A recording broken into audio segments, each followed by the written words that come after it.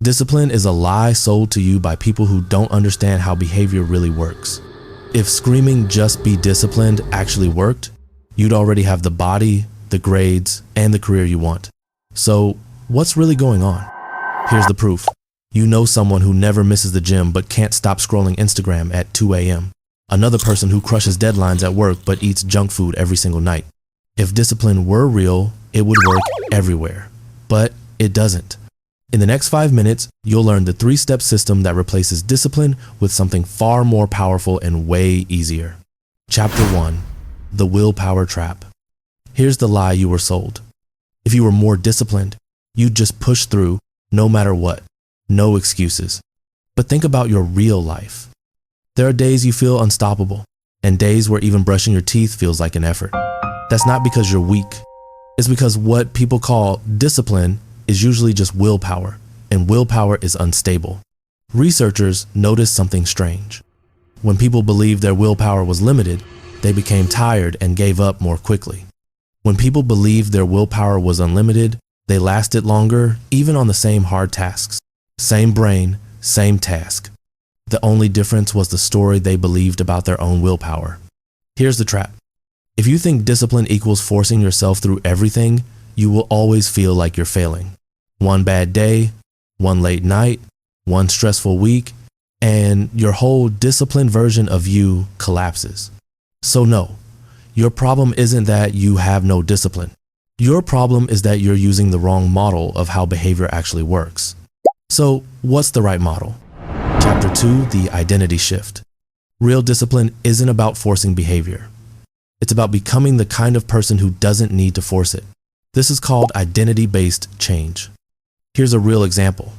Someone struggled to work out consistently until they stopped trying to force themselves to the gym and started seeing themselves as someone who takes care of their body. Once the identity shifted, skipping the gym felt wrong, not the other way around. Here's the mechanism. Every small action you take is a vote for the type of person you want to become. Floss one tooth, you're voting for, I'm someone who takes care of my health. Miss one day, that's just one vote against. Your identity is built by which votes win over time. This is why tiny habits work. Not because they're small, but because they change how you see yourself.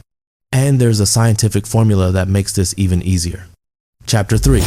The BJ Fogg Behavior Model. Here's the truth about why most habits fail. You're trying to change behavior with motivation alone, and motivation is the most unreliable thing in your brain. A Stanford researcher named BJ Fogg figured out the real equation. Behavior equals motivation times ability times prompt. Translation: for any behavior to happen, 3 things must collide at the exact same moment.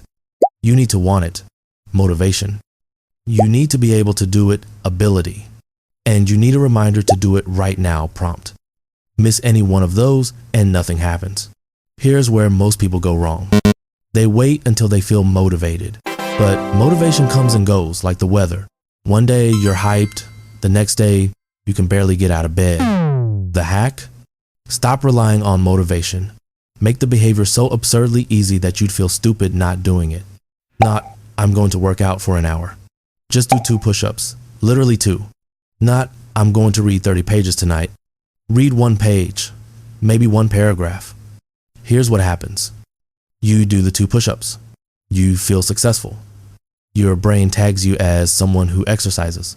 That tiny win shifts your identity. And once your identity shifts, bigger actions follow automatically. This is the secret. You're not building discipline. You're building proof that you're the kind of person who does the thing. And proof is more powerful than willpower.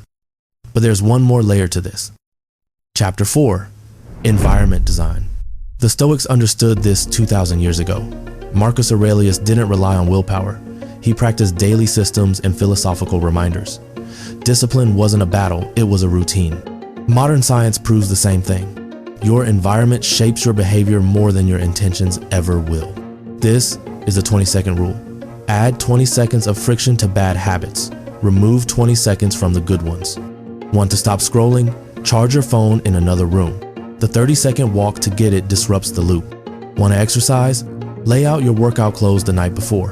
When you wake up, the decision is already made. James Clear said it best. You don't rise to the level of your goals, you fall to the level of your systems. Successful people don't have more discipline. They've engineered their environment so the right choice is the obvious choice. So here's how you put all of this together. Chapter 5, the real system. Here's the 3-step system that replaces discipline. Step 1, shift your identity. Stop trying to do things. Start trying to become someone. Not, I want to work out. I'm becoming someone who values health.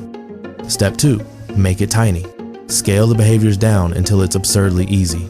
2 push-ups, 1 page of reading, 30 seconds of meditation. Success changes identity. Identity drives bigger action. Step 3, design your environment. Remove friction from good habits, add friction to bad ones. Your willpower is finite. Your environment is limitless. Discipline is a lie because it puts the burden on you. But the real secret? The most disciplined people aren't fighting themselves. They've built systems that make the right choice automatic.